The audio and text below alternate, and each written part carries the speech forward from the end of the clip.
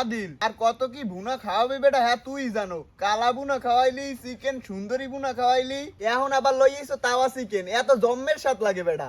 আসসালামু আলাইকুম দর্শক, সকলেই কেমন আছেন?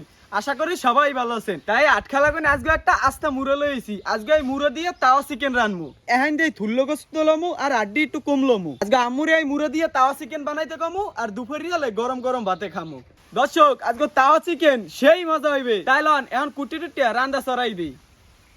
আম্মু এই একটা মুড়ো লইছি, আজকে এই মুড়ো দিয়া আমারে তাওয়া চিকেন বানাই দাও। ধরো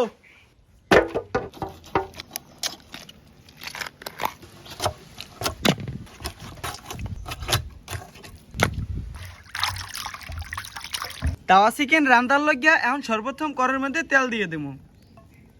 রসুন বাটা, আদা বাটা, পেঁয়াজ কুচি। পেঁয়াজটা হালকা ভাজা হয়ে গেছে, এখন মাংসটা দিয়ে দেবো।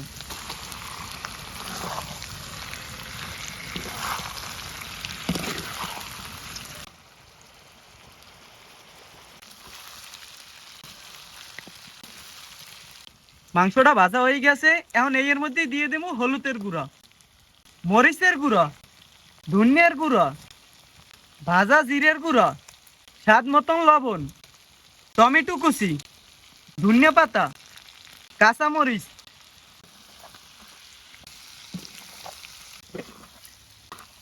এখন দিয়ে দেবো লেবুর রস।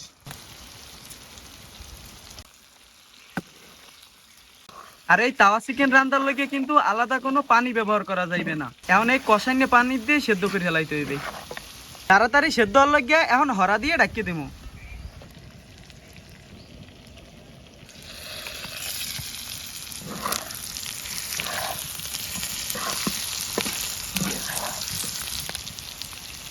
মুখত তাওয়া চিকেন রান্না হয়ে গেছে, এখন উড়েই হেলামু।